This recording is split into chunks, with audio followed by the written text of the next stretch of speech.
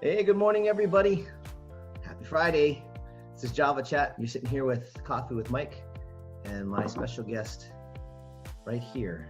This man, I gotta say, I'd never thought in my life that I'd ever be interviewing him on my podcast. I know that's like, sounds like really huge, but you guys don't understand who this is.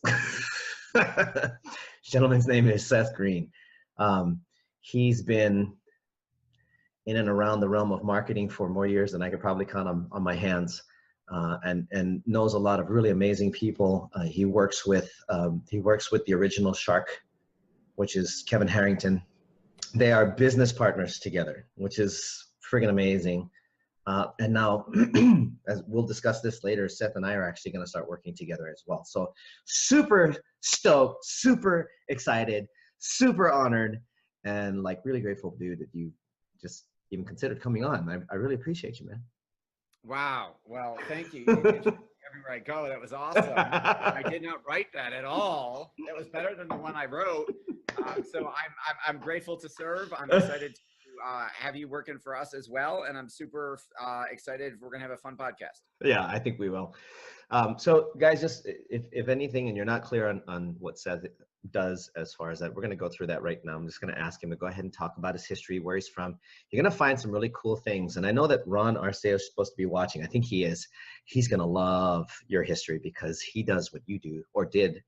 Did and still do, actually, because you still do it as well. So why don't you give us a little background? All right, I'll try and do the short version because I know we only have like half an hour. The longer version's on YouTube on every webinar we do. So we'll link it. Okay. We'll link it. All right. We'll link it. So it's 8 years old. I'm getting relentlessly bullied in the neighborhood I live in. Kid's a couple years older than me, outweighs me by a couple 100 pounds, and making my life miserable. I'm doing a project for middle school, or element, whatever grade I was, 8 or 9, and found out that Set is the Egyptian name for the Egyptian god of death. Right. So that kind of freaked me out. I started getting into the occult. I started learning about wizardry. This is way before Harry Potter, like 30, 40 years ago. And I'm learning all this, and I'm thinking maybe if any of this magic stuff is real, I could like put a curse on this kid and he'll leave me alone. So my mother comes home one day, nice, protective Jewish mother, and I'm standing in the center of a pentagram. Oh boy. And the bell in the book. And oh boy. What are you doing? Well, I'm trying to summon Satan to curse Chunk, because his name is Chunk. And she said, I don't care who you're trying to summon. You need to go do it in the basement on the concrete floor. How am I supposed to get the charcoal off the carpet? That's what she was worried about. That would be the perfect Jewish mom. Absolutely. Yep. Okay. So my dad intervened. He got me a deck of tarot cards for my birthday. I'm going to learn to predict the future. But there were no instructions, and there's no internet back then, so I can't YouTube it.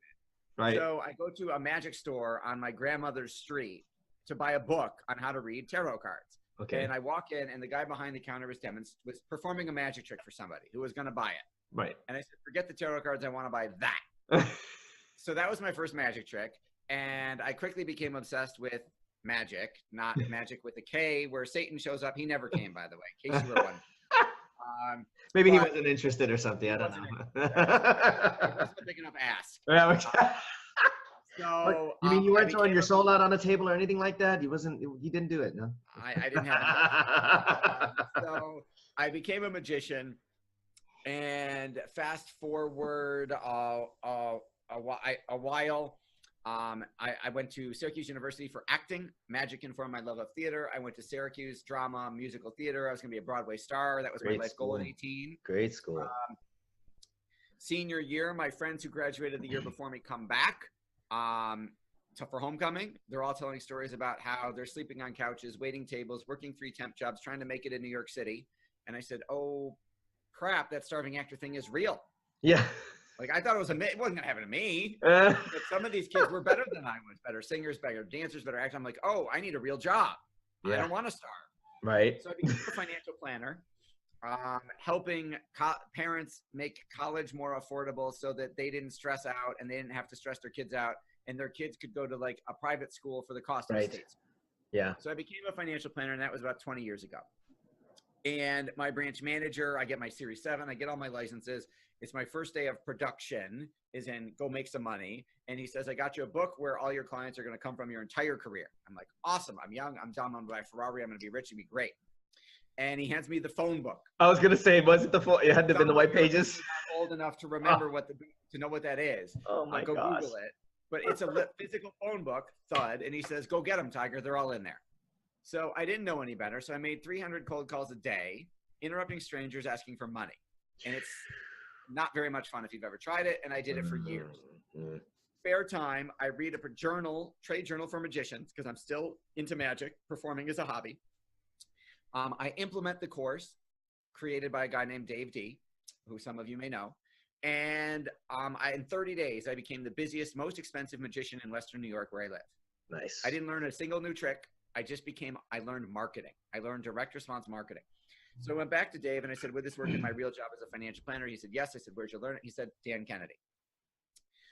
So I started reading Dan books, tapes, products, consuming everything I could get my hands on. Fast forward a few years. I meet my wife. We get married, buy our first house, have our first baby, and she quits her job to be a stay-at-home mom in 1 year. And oh, by the way, I'm still cold calling. Oh. So a lot of pressure. Really. I get to talk to Dan personally, and Dan says, you're doing everything your industry teaches you. It's completely wrong. Do what I tell you. It'll change your life.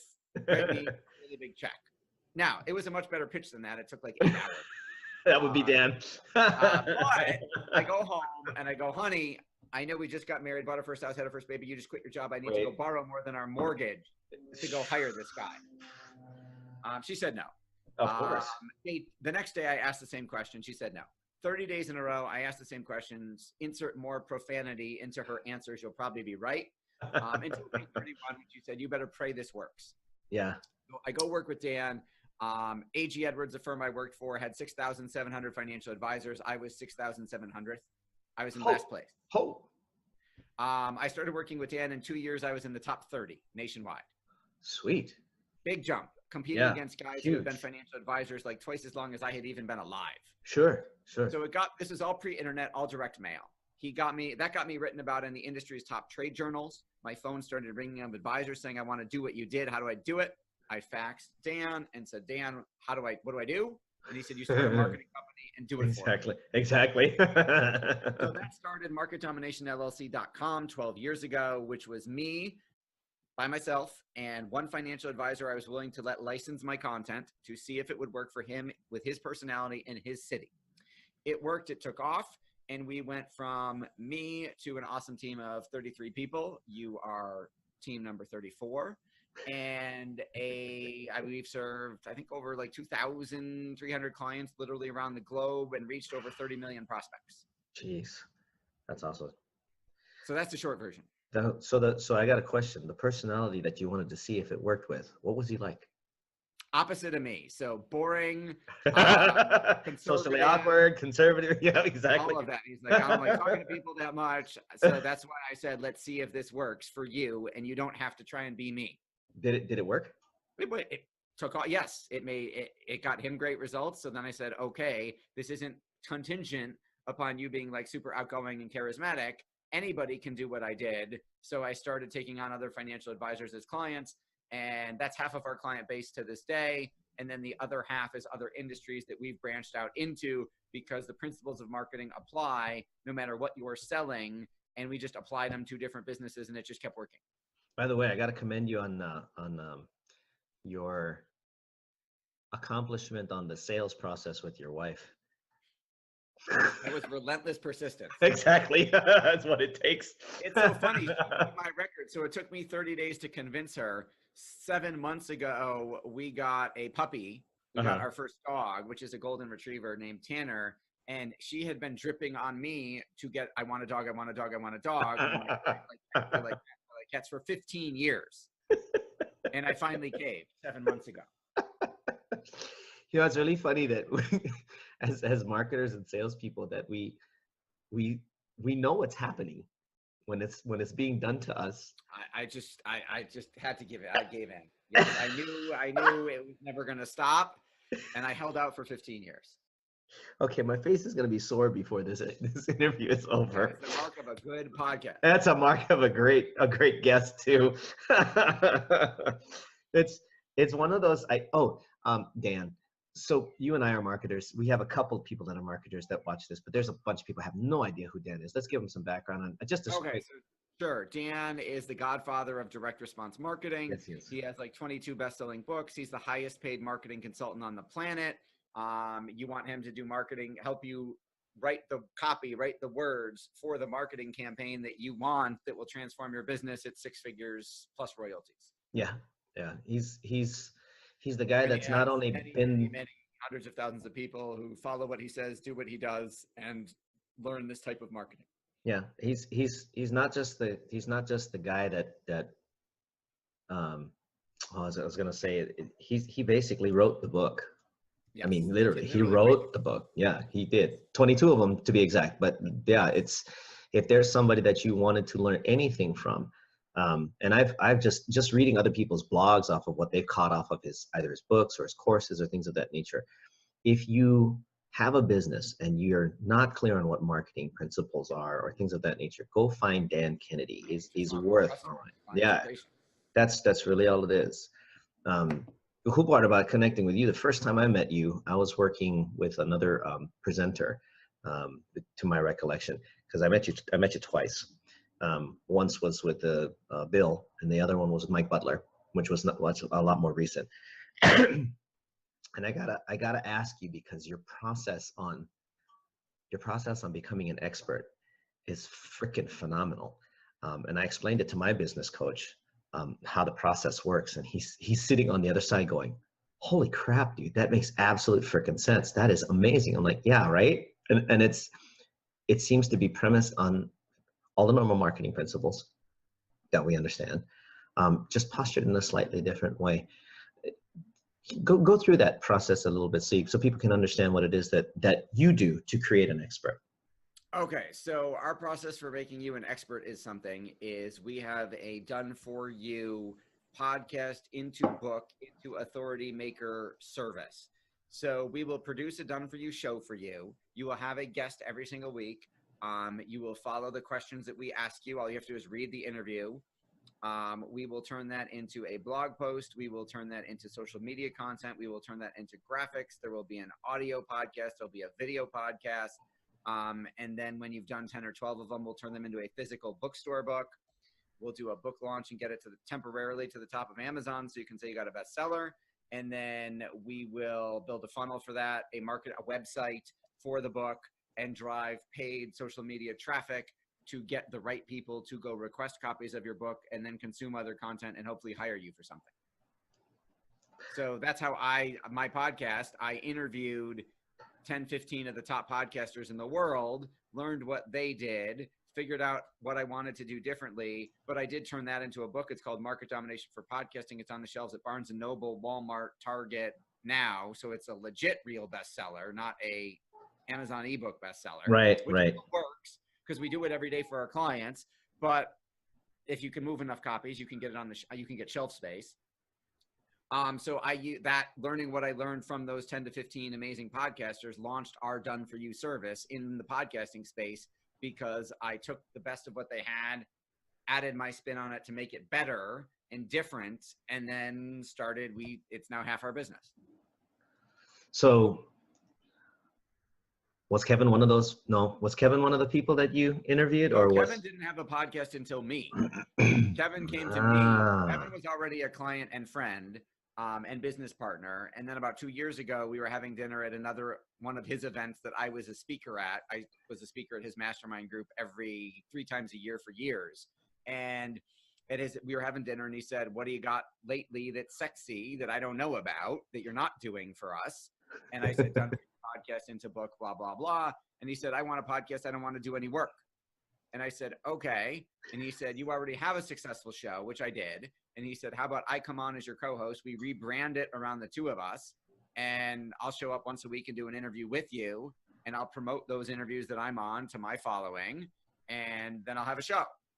And I said, I'm in, as they say on Shark Tank. The show was called Direct Response Marketing when it was just me. And at the time we were number one. Like if you were in iTunes and you searched direct response marketing, 80% of what came up was me. Nice. And then Kevin came on board and we rebranded it as Sharkpreneur with the two of us. And we were just named the number 6 podcast to listen to in 2019. So I gotta give you guys a little, I'm going to give that podcast some props. I've sat and listened to their podcasts. To hear the two perspectives that come from Seth and Kevin. Seth comes from one side of things where it comes to marketing and expert, and Kevin comes from another side of being a shark, looking in it at any guest as where is the investment opportunity in what you do or what you are. Case in point, Keith Walters, who we're working for, I listened really well. And when Kevin started digging in, I was like, wow, complete night and day from what you were talking about to what he was looking for. Because he was looking at, okay, how does this apply to somebody like me, a high net worth individual, and what I can do with stocks, with portfolios, with, moving. And it blew my mind. It's really, if you get a chance to go listen to it, Sharkpreneur Podcast, iTunes, I'm sure a number of other places is probably syndicated. Spotify, yeah, iHeartRadio, YouTube, etc. Yeah, so definitely go check it out. Search it out on Google, just Sharkpreneur. Easy enough. You'll find it. Yeah, you'll definitely find it. Well worth taking the time to sit down and listening to. Download it if you want to. I mean, take it with you. Subscribe. 5-star reviews, please. Yeah, absolutely. Oh, thank you for reminding me. I still got to give mine. One of the people that I follow is a guy by the name of Nathan Fraser, who works with another gentleman, and they have the Copy Podcast. I'll have to get you that one. The guy that he's with, can't remember his name. Very intelligent when it comes to writing copy, sales copy. So, and it's another fun thing. I go back and forth with Nathan all the time about, hey, I'm thinking about doing this and this podcast and doing all this kind of stuff. And first thing he said was, do it. What are you waiting for? So as a thought to anybody out there that's watching this, this is probably a good time to ask you. There are a lot of people that want to become an entrepreneur. Entrepreneurs all over the place. We all know that one. But for the people that genuinely want to become an entrepreneur, what would you give them as a piece of advice for them to, make the leap or not? I mean, what are they considering, or what would be your biggest piece of advice for them? Sure. So the best piece of advice I've ever gotten, I will quote to you as opposed to something I said, because this is much smarter and much more helpful to me. So best piece of advice I ever got is from Dr. Corey Melnikoff, the best-selling author of the $4 Sandwich, about how he went from literally having his debit card declined for a $4 sandwich to building over 12 multi-million-dollar locations of his chiropractic empire that is now an empire. And the advice I got from him that means the most to me is who you are affects how well what you do works. Who you are affects how well what you do works. So who you are being is more important than what you are doing. So every time MarketDominationLLC.com has had a gigantic leap in revenue, because we don't grow 5%, 10%. I mean, like we'll double, we'll triple. Right. It's not because I learned some whiz-bang new marketing trick or some new Facebook ad technique or anything like that. It's because I grew as a person, an entrepreneur, and a leader, because I took a personal, spiritual, mental leap, and then the business caught up. There's no greater personal development laboratory on the planet than trying to grow a business, because it will test you, challenge you, and reward you in ways that nothing else or working for someone else can't possibly. Yeah, totally. The highs are high, the lows are lower. That's but obviously makes you a bigger, better person.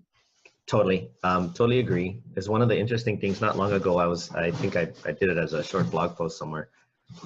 Focus on the be, not the do. Because if you're focused on being, that means knowing yourself, you'll know thyself thing, healing yourself, heal thyself physician, and becoming better because of it. And then, like you said, everything else will catch up because it has to adjust. It has to conform to what you are at that point. And exactly. Yeah, I think a lot of people miss that part because they're so focused on, what's the end result for the business? Well, you got to focus on what you are, the end result first. Otherwise, the business is not going to have a real end result because you're going to be struggling as it's trying to grow to keep up with it. It should be keeping up with you. It's all done. Yeah. Yes. Well, 8 times. At least. Right? At least. Today. Since 5 this morning. Right.